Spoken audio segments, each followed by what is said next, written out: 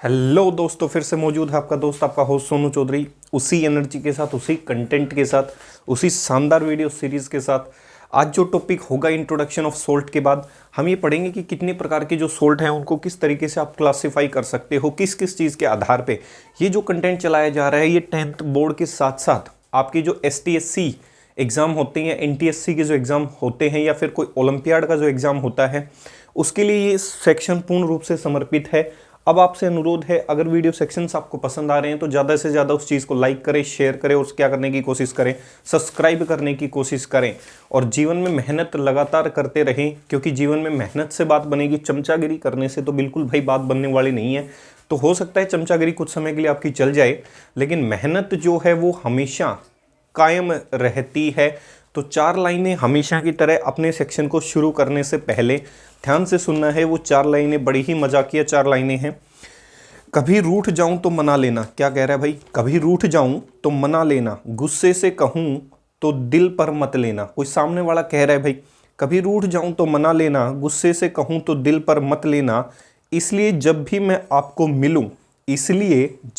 आपको मिलूं तो कभी समोसा तो कभी पानी पूरी खिला देना। तो उम्मीद करता हूँ ये छोटी सी शायरी आपको पसंद आई होगी।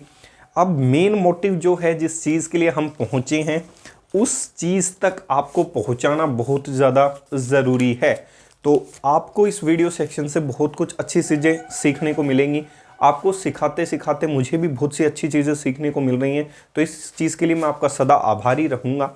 तो वीडियो सेक्शन के लिए शुरू करते हैं। हमने जो लास्ट टॉपिक किया था कि प्रिपरेशन ऑफ सोल्ट, सोल्ट बनते कैसे हैं। दूसरा जो सेक्शन है, सेक्शन नंबर 2, ठीक है जी, सेक्शन नंबर 2 जो है वो उसके ऊपर चलते हैं। सेक्शन नंबर 2 कहता है classification of salt.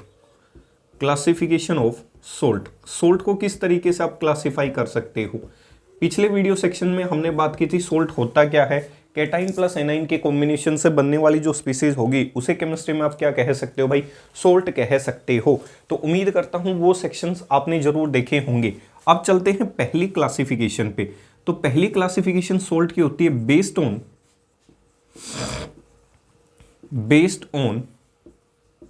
Nature of acid and base. भाई एसिड का नेचर कैसा है और बेस का नेचर कैसा है, उसके आधार पे भी आप सोल्ट को आसानी से क्या कर सकते हो? क्लासिफाई कर सकते हो। पीछे मैंने पढ़ाया था नेचर ऑफ एसिड में स्ट्रॉन्ग एसिड होती है, वीक एसिड होती है, वीक बेस होता है, स्ट्रॉन्ग बेस होता है। तो उसी के आधार पे हम इस कंसेप्ट को करते हुए नजर आएंगे।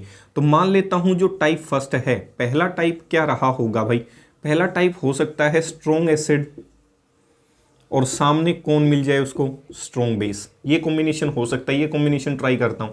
इन दोनों के कॉम्बिनेशन से भी क्या बनाया जा सकता है? सोल्ट बनाया जा सकता है। तो इसकी अगर बात की जाए तो इस कंपोनेंट के अंदर ये क्या कहने की कोशिश करता है? Those species which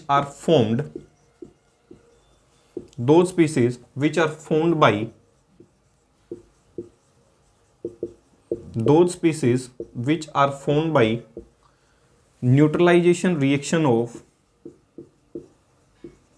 strong acid with strong base। भाई ऐसे स्पीसीज की अगर बात की जाए, यहां जो स्पीसीज बनेगा वो क्या बनेगा? सोल्ट बनेगा भाई। ऐसी स्पीसीज या ऐसे salt which are formed by neutralisation reaction of strong acid with strong base. तो ऐसी पहली क्लासिफिकेशन हो सकती है जिसमें स्ट्रॉन्ग जो एसिड है उसे मैं ऐसे लिख रहा हूं।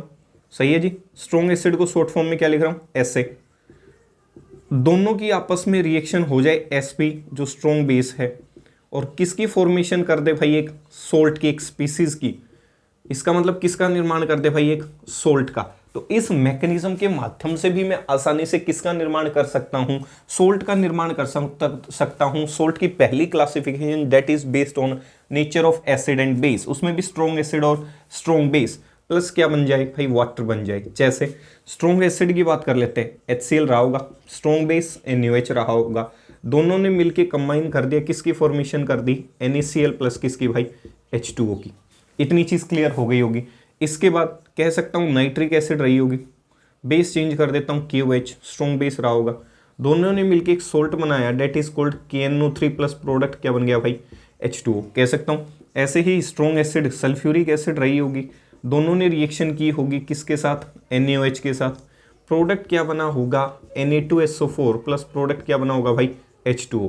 तो इस कॉम्बिनेशन से जो क्लासिफिकेशन की गई that is based on nature of acid, तो एसिड के आधार पे आपके किस प्रकार के सोल्ट बने हैं वो आपके सामने मौजूद हैं। तो कह सकता हूं स्ट्रॉन्ग एसिड और स्ट्रॉन्ग बेस के कॉम्बिनेशन से भी हम क्या तैयार कर सकते हैं, क्लासिफिकेशन में सोल्ट तैयार कर सकते हैं।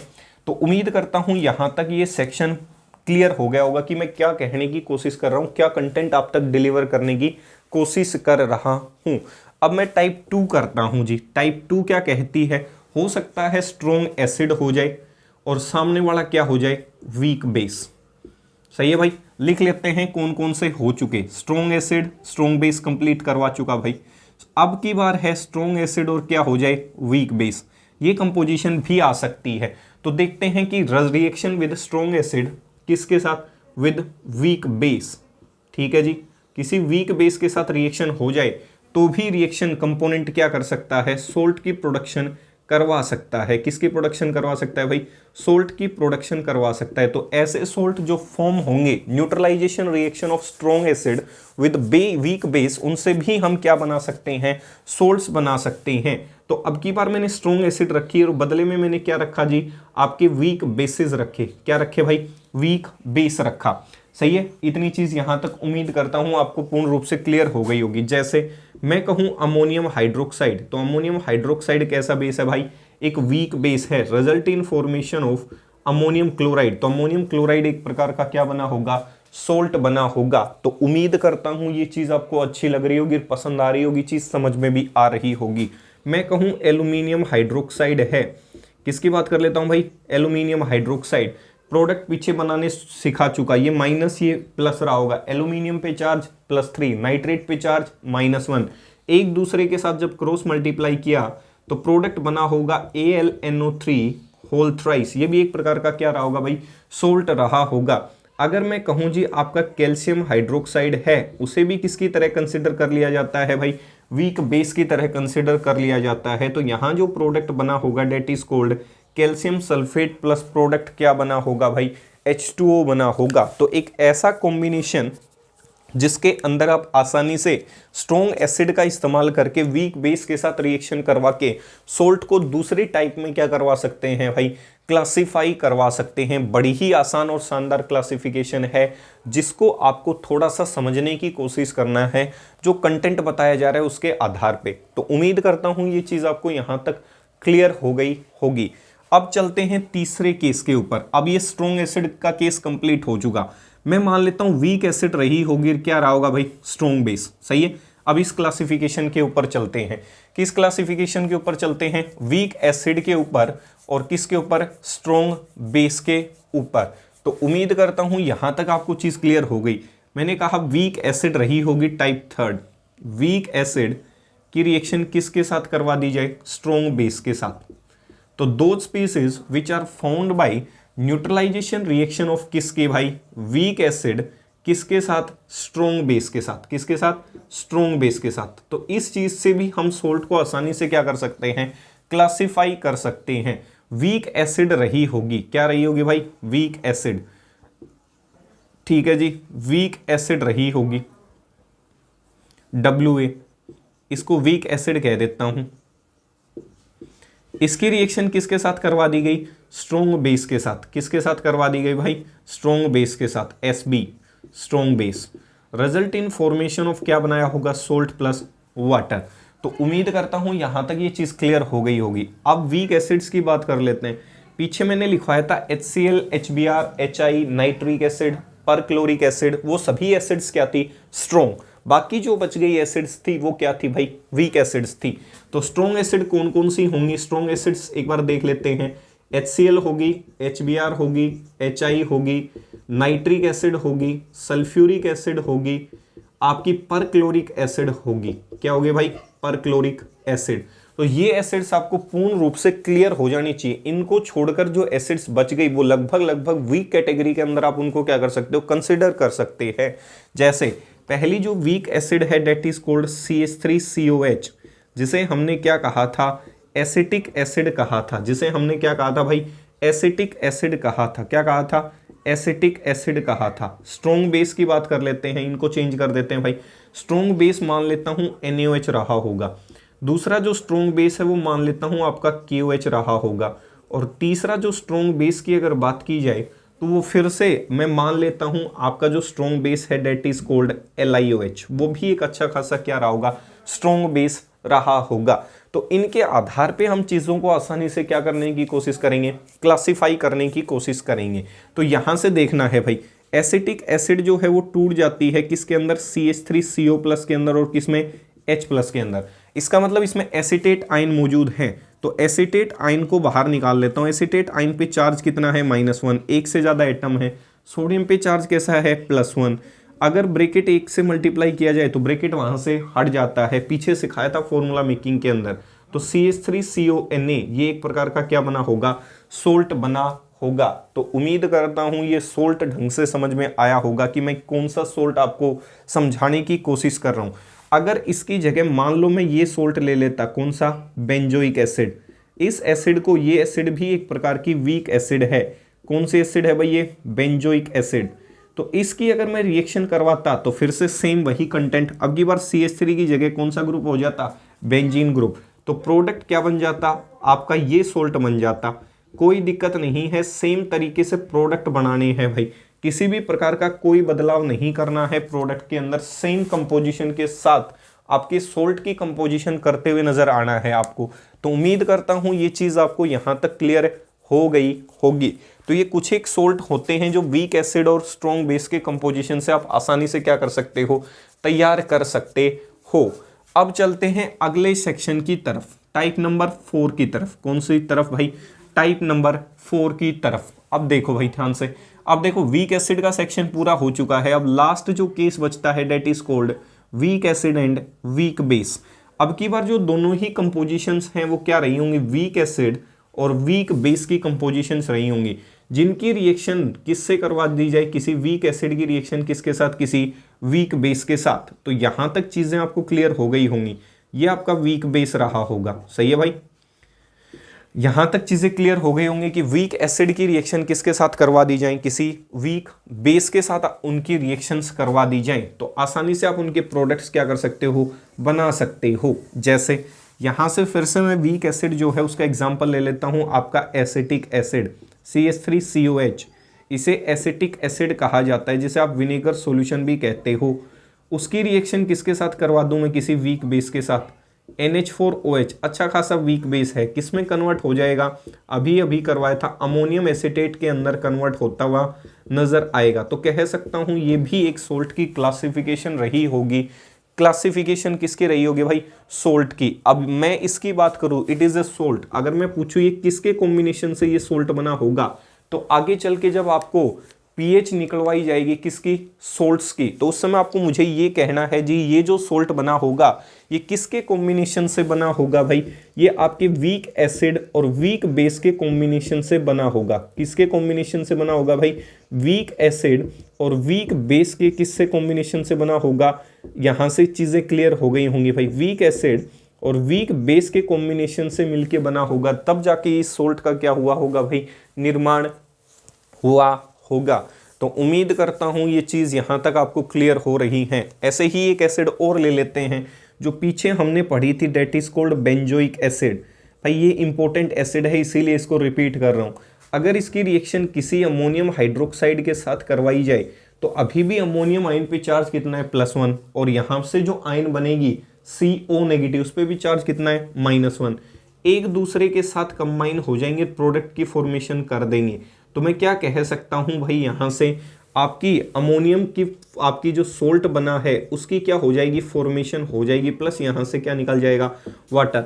अगर आगे चल के मैं पूछता हूं जो ये सोल्ट बना है ये किसकी कंपोजिशन से बना है, तो आप इसके आधार पे आंसर देंगे कि ये जी जो सोल्ट बना है ये वीक एसिड और वीक बेस के कॉम्बिनेशन से सोल्ट का क्या किया गया है, निर्माण किया गया है। तो उम्मीद करता हूं जो पहली और साधारण सी क्लासिफिकेशन करवाई गई है सोल्ट की वो आपको पसंद आई होगी और समझ भी आई होगी। That is called based on nature of acid and based on nature of base, acid के नेचर के आधार पे और बेस के नेचर के आधार पे classification of salt based on nature of acid and based on nature of base.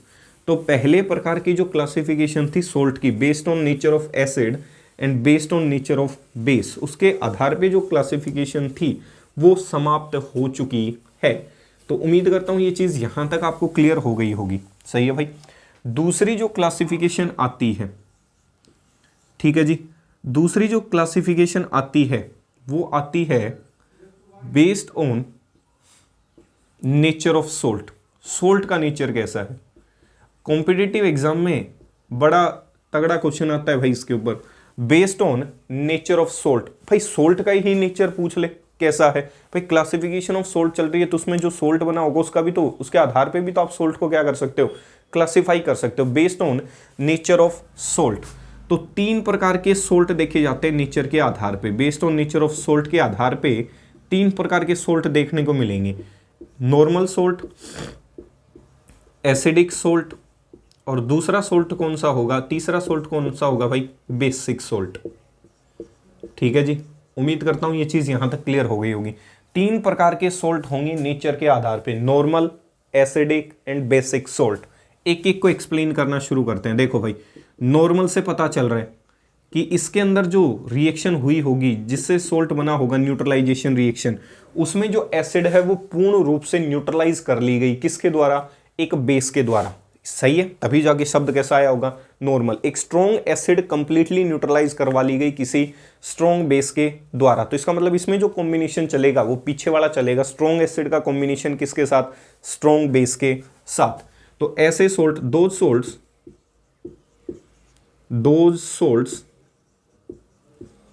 which are formed by complete, ये इंपॉर्टेंट वर्ड है भाई, those salt which are formed by complete neutralization of, those salts which are formed by complete neutralization of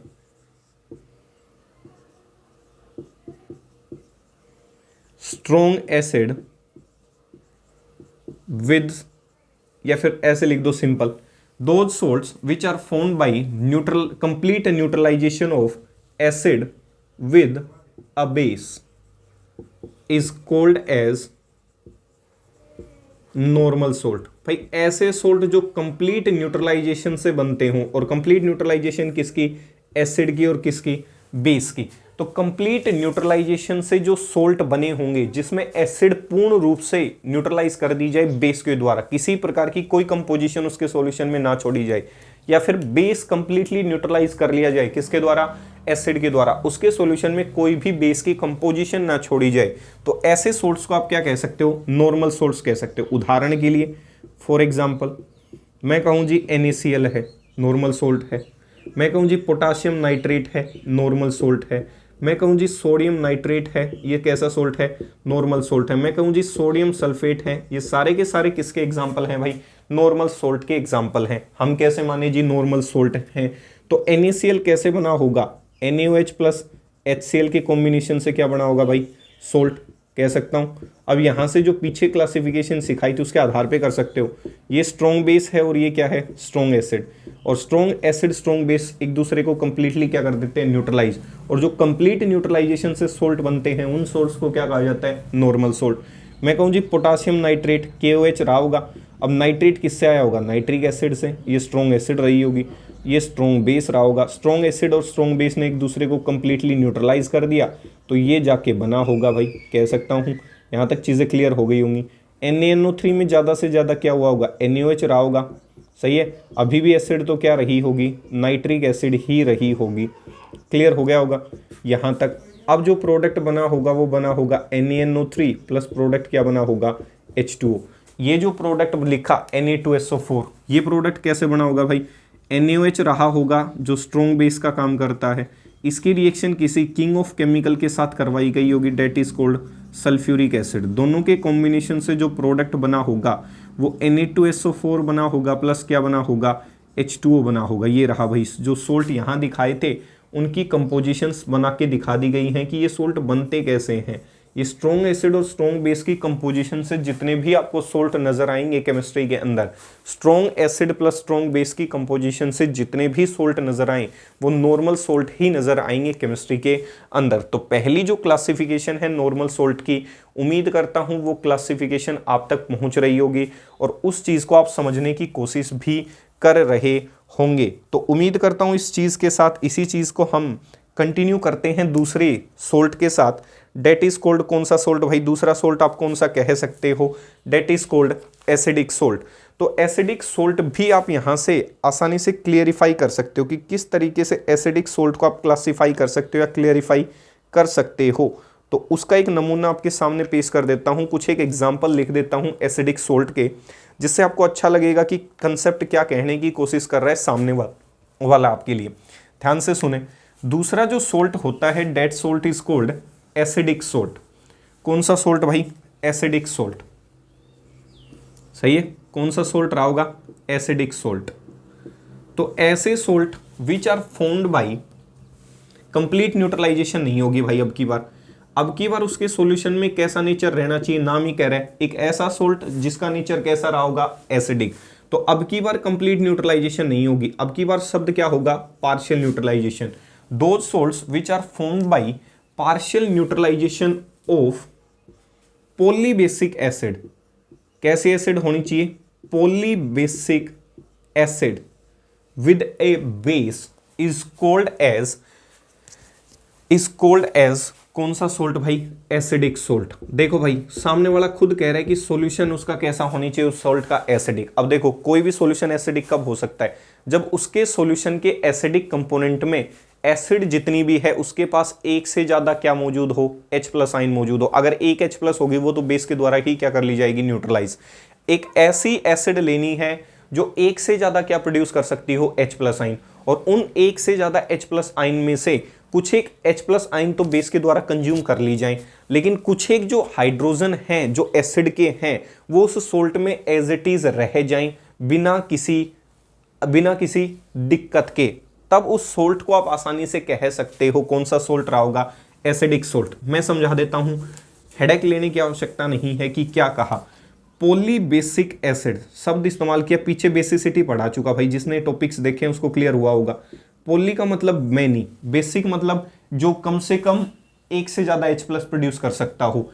ऐसी acids, those acids which produced more than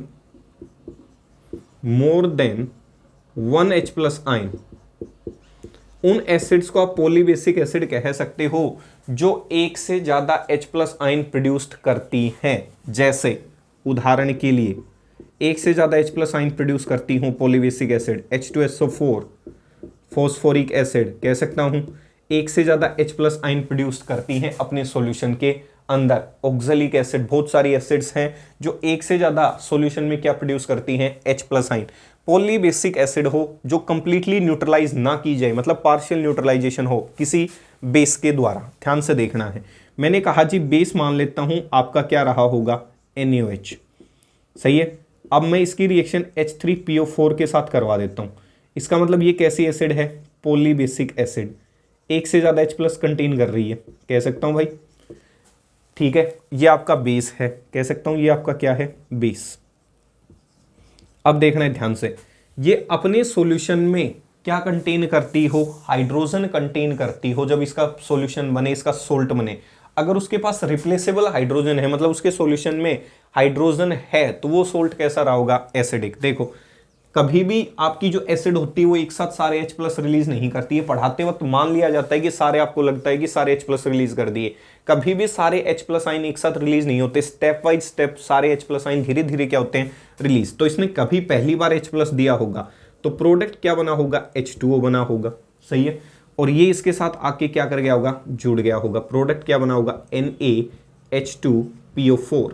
अब ये जो salt है इसके solution में रिप्लेसेबल क्या है? हाइड्रोजन है। तो इसका मतलब ये सोल्ट कैसा रहा होगा? एसिडिक। हो सकता है इसने एक H देने की बजाय कितने H दिए हों, यही रिएक्शन है। एक H देने की बजाय कितने H दिए हों? 2। कितने H दिए हों भाई? 2। अगर इसने 2H+ आपके जनरेट करवाए तो वाटर भी उसी हिसाब से बना होगा। बैलेंसिंग भाई अपने हिसाब से देख लेना। इसका मतलब इसी प्रकार से इसने अगर 2H+ दिए तो अभी भी इसके पास एक H+ तो रहा होगा। 2H+ देने की वजह से इस फॉस्फेट के चार्ज को बैलेंस करने के लिए सोडियम पे भी चार्ज कितना चाहिए, 2। एक सोडियम पे 1, तो कितने से मल्टीप्लाई करूं, 2 से। तो प्रोडक्ट क्या बना होगा, Na2HPO4। अभी भी इसके सोल्ट में रिप्लेसेबल हाइड्रोजन है, तो कह सकता हूं अभी भी ये सोल्ट कैसा रहा होगा, एसिडिक। तो ऐसे सोल्ट्स जिनके पास रिप्लेसेबल हाइड्रोजन मौजूद होते हैं वो सोल्ट केमिस्ट्री में किस नाम से जाने जाते हैं, एसिडिक सोल्ट। जिन सोल्ट के पास आपका रिप्लेसेबल हाइड्रोजन हो, जिनके पास हाइड्रोजन बच जाए उनके सॉल्यूशन में, वो सोल्ट कैसे होते हैं, एसिडिक। और एग्जांपल लेते हैं। इसके बाद अगर इसको आप 3H देने की कोशिश करेंगे तो ये न्यूट्रल सोल्ट के अंदर कन्वर्ट होने की कोशिश करेगा। फिर भाई देखो ध्यान से, इसके बाद दूसरा एग्जांपल कहता हूं NaOH रहा होगा, इसकी रिएक्शन किसके साथ, सल्फ्यूरिक एसिड के साथ। अगर इसने एक H एक समय दिया तो H2O प्लस प्रोडक्ट क्या बना होगा, NaHSO4। इसका मतलब ये सोल्ट अभी भी कैसा रहा होगा, एसिडिक सोल्ट, क्योंकि इसके पास अभी भी रिप्लेसेबल क्या मौजूद है, हाइड्रोजन मौजूद है। तो इसके आधार पे भी कह सकता हूं ये सोल्ट कैसा रहा होगा आपका, एसिडिक। अगर इसने एक की बजाय 2H+ दे दिए तो पीछे वाले केस में चले जाएंगे भाई। फिर समझ में आ गया होगा, सही है। इसका मतलब अगर मान लो मैं इसकी रिएक्शन फिर से करवा देता हूं किसके साथ, H2SO4 के साथ। अब की बार इसने एक H देने की बजाय कितने H जनरेट करवा दिए, 2। तो अब ये किस में कन्वर्ट हो जाएगा, Na2SO4 प्लस किस में कन्वर्ट हो जाएगा, H2 के अंदर। और Na2SO4 के अंदर अब देखो हाइड्रोजन नहीं है एक भी रिप्लेसेबल। इसका मतलब अब ये एसिडिक सोल्ट नहीं है, अब ये किस में कन्वर्ट हो गया, नॉर्मल सोल्ट के अंदर। तो उस सोल्ट के अंदर कम से कम एक रिप्लेसेबल हाइड्रोजन स्पीसीज मौजूद होनी चाहिए, जिसके आधार पे मैं कह सकता हूं वो सोल्ट कैसा रहा होगा, एसिडिक सोल्ट रहा होगा। तो ये जो क्लासिफिकेशन है उम्मीद करता हूं ये आपको अच्छी लग रही होगी। दूसरा या तीसरा जो लास्ट है इसका, that is called basic salt. कौन सा सोल्ट रहा होगा भाई, एसिडिक के बाद कौन सा आता है, बेसिक सोल्ट। तो ऐसे salt which are formed by आपकी पार्शियल न्यूट्रलाइजेशन ऑफ, थोड़ा सा बदलाव करना है, पॉली एसिडिक आ जाएगा। अब की बार क्या आ जाएगा भाई, पॉली एसिडिक बेस।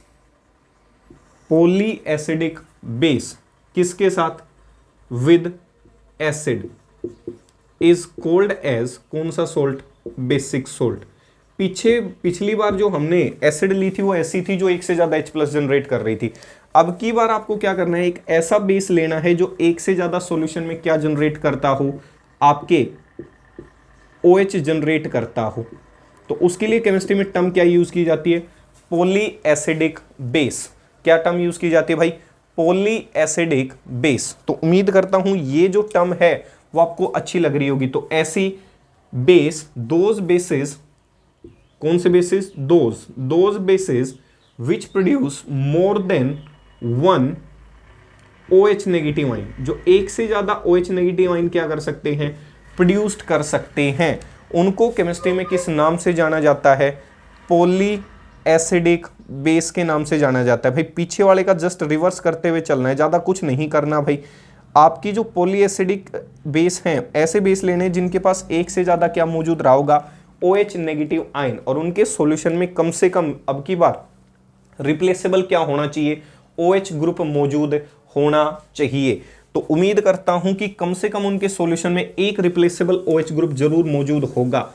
जैसे हम बात कर लेते हैं जो एक से ज्यादा OH कंटेन करते हैं, एल्यूमिनियम हाइड्रोक्साइड रहा होगा, कह सकता हूं आपका क्या रहा होगा, कैल्शियम हाइड्रोक्साइड। ऐसे बेसिस जिनके पास सॉल्यूशन में एक से ज्यादा OH देने की क्षमता हो, उनको आप आसानी से कौन से बेस कह सकते हो, पॉली एसिडिक बेस कह सकते हो। जैसे मैंने कहा जी HCl है, इसकी रिएक्शन किसी पॉली एसिडिक बेस के साथ करवा दूं, ध्यान से देखना है। तो ध्यान से देखो भाई, एक साथ कभी भी 2 OH नहीं देता, जैसे एसिड का कंसेप्ट चलता है, 1 by 1 स्टेप से चलता है। एक OH दे दिया तो वाटर बन गया, एक OH अभी भी इसने अपने पास रख लिया तो प्रोडक्ट क्या बन गया, CaOHCl। तो इसका मतलब अभी भी इसके सॉल्यूशन में एक रिप्लेसेबल क्या है, OH ग्रुप। मतलब ये अपने सॉल्यूशन में एक OH डोनेट कर सकता है आगे चल के। तो रिप्लेसेबल एक OH ग्रुप होने की वजह से या आयनाइजेबल OH ग्रुप होने की वजह से ये जो सोल्ट रहा होगा ये किस प्रकार के नेचर का रहा होगा भाई, बेसिक सोल्ट के नेचर का रहा होगा। जैसे मान लेता हूं जी मैं HCl की रिएक्शन किसी एल्यूमिनियम हाइड्रोक्साइड से करवा देता हूं, किससे करवा देता हूं ब्रदर, एल्यूमिनियम हाइड्रोक्साइड से। तो प्रोडक्ट बना होगा H2O प्लस प्रोडक्ट अभी भी क्या रहा होगा AlOH2, प्रोडक्ट क्या बना होगा Cl। सोल्ट अभी भी कैसा है, बेसिक सोल्ट है, क्योंकि इसके पास अभी भी क्या मौजूद है, रिप्लेसेबल आपके OH ग्रुप है। मान लेता हूं अब की बार एक OH देने की बजाय कितने OH जनरेट करवा दे भाई, 2।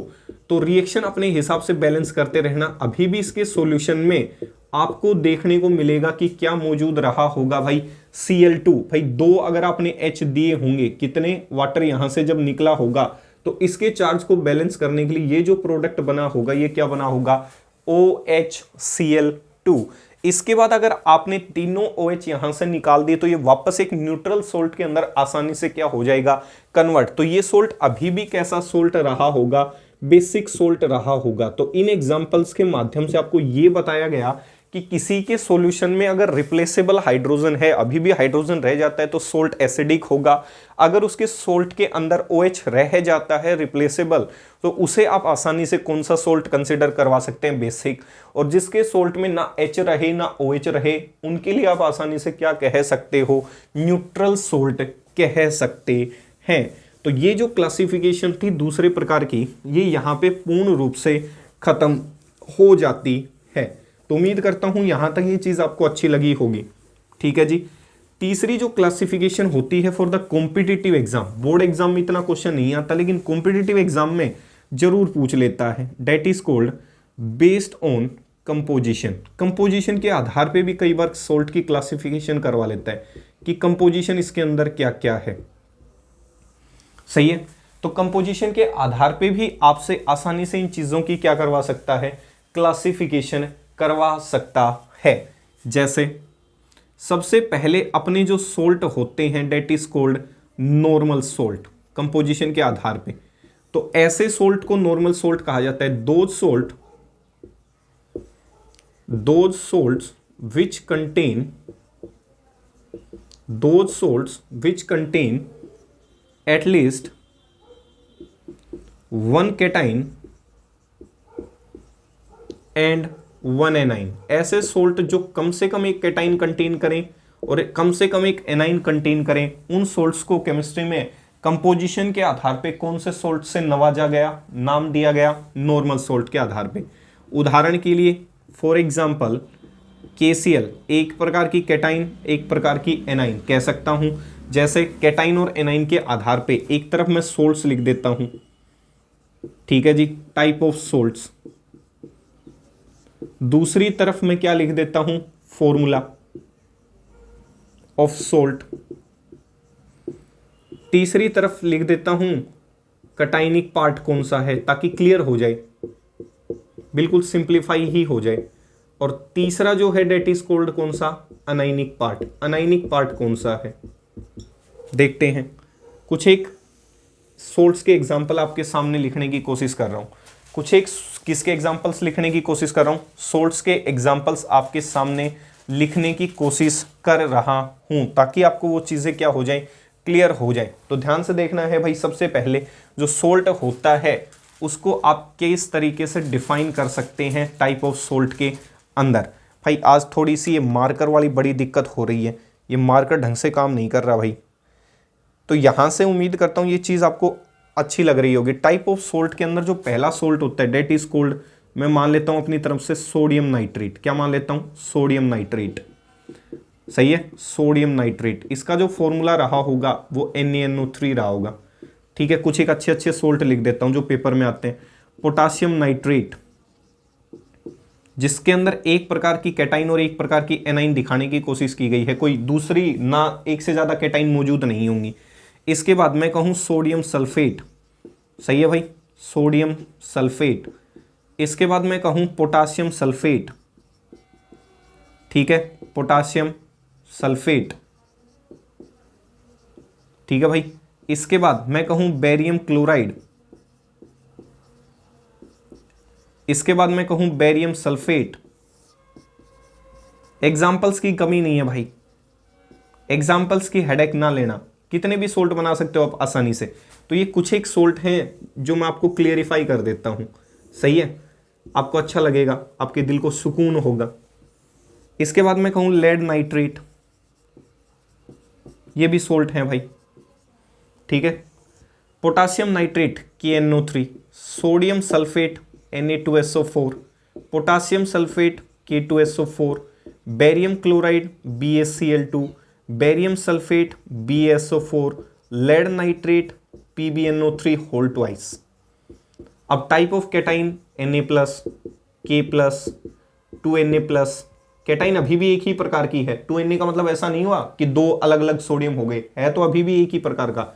2K+, Ba2+, Ba2+, और लास्ट वाले में कौन सी आयन मौजूद है भाई कैटाइन? Pb2+। सही है। कौन कौन सी आयन्स रही होंगी एनाइनिक पार्ट? NO3,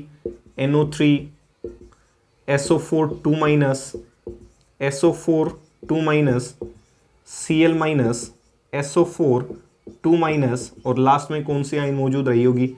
NO3-। तो उम्मीद करता हूं आपको चीज क्लियर हो गई होगी कि टाइप ऑफ सोल्ट के अंदर आपसे क्वेश्चन क्या पूछ सकता है और किस तरीके से आप इस चीज को आसानी से क्या कर सकते हैं, क्लियरिफाई कर सकते हैं। तो यहां तक ये चीज आपको क्लियर हो जानी चाहिए। अगला जो सोल्ट आता है, अगला जो इंपॉर्टेंट सोल्ट आता है, that is called mixed salt. कौन से सोल्ट आते हैं भाई? अगले मिक्स्ड सोल्ट आते हैं। कौन से? Mixed salt. उन सोल्ट को मिक्स्ड सोल्ट कहा जाता है, दो salt which contain more than one type of cation and A9. ऐसे सोल्ट को आप मिक्स सोल्ट कह सकते हो जिसमें एक से ज्यादा प्रकार की तो कैटाइन हो और एक से ज्यादा प्रकार की क्या मौजूद हो? एनाइन। सही है। जैसे उदाहरण के लिए फॉर एग्जाम्पल पता होनी चाहिए भाई ये चीजें।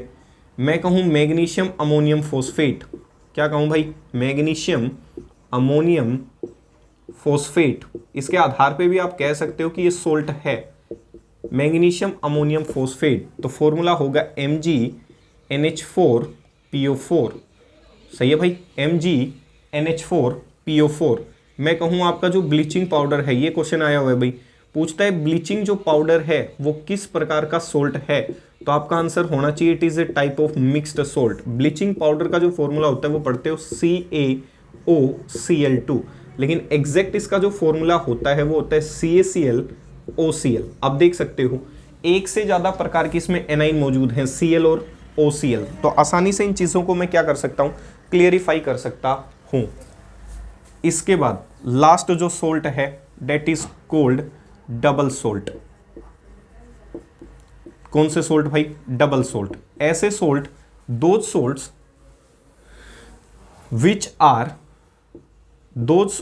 which are present in equimolar ratio. ऐसे सोल्ट जो इक्विमोलर रेशियो में हो, इक्विमोलर मतलब दोनों जो सोल्ट हैं उनके मोल्स की संख्या क्या हो? बराबर हो। इक्विमोलर जो रेशियो होता है, कौन सा रेशियो होता है भाई? इक्विमोलर जो रेशियो होता है, इक्विमोलर रेशियो क्या कहता है? इक्विमोलर रेशियो कहता है भाई ऐसे सोल्ट रहे होंगे, ऐसे सोल्ट्स जिनमें दोनों सोल्ट्स के मोल बराबर रहे होंगे। इक्विमोलर का मतलब ये होता है भाई ऐसा कोई सोल्ट बने जिसमें दोनों सोल्ट के मोल्स की संख्या क्या हो? बराबर हो।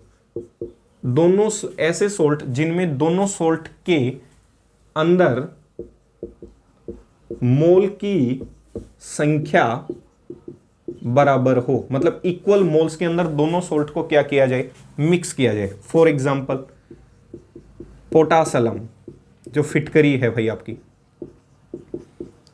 इसे क्या कहा जाता है? फिटकरी। पानी की प्यूरिफिकेशन में काम आती है भाई। इसका फॉर्मूला होता है K2SO4 होल थ्राइस .24H2O। सही है भाई। एक सोल्ट होता है मोहर सोल्ट, ये इंपॉर्टेंट है भाई कॉम्पिटिटिव एग्जाम के लिए। मोहर सोल्ट का जो फॉर्मूला होता है वो होता है NH42SO4.FeSO4.6H2O। तो NH42SO4.FeSO4.6H2O। तो उम्मीद करता हूँ ये जो क्लासिफिकेशन है वो आपको यहाँ तक क्या हो गई होगी, क्लियर हो गई होगी। तो यहाँ से हमेशा की तरह जानने से पहले आपके लिए कुछ एक बातें बता देना चाहता हूँ भाई। अब ज़्यादा से ज़्यादा चैनल को लाइक करने की कोशिश करें प्लीज़, और ज़्यादा से ज़्यादा चैनल को सब्सक्राइब करने की कोशिश करें, जिससे आपको भी शक्ति मिले उस चीज़ के लिए और मुझे भी मोटिवेशन मिलता रहे, ताकि मैं आपके लिए अच्छे अच्छे जो वीडियो सेक्शन है, अच्छे अच्छे जो वीडियो कंटेंट है वो आपके लिए लाता रहूं। और फिर से मिलेंगे इसी वीडियो सेक्शन के साथ, एक नए वीडियो सेक्शन के साथ। तो ये आपको जाने से पहले याद हो जाना चाहिए कि मोर सोल्ट होता क्या है। NH4 2SO4.FeSO4.6H2 बड़ा इंपॉर्टेंट सोल्ट है भाई। तो मिलते हैं फिर से एक नए वीडियो सेक्शन के साथ। तो यहाँ तक उम्मीद करता हूँ आपको ये चीज़ें पसंद आ रही होंगी। तब तक के लिए आपसे आपका दोस्त, आपका होस्ट विदा लेना चाहेगा। जय हिंद, जय भारत।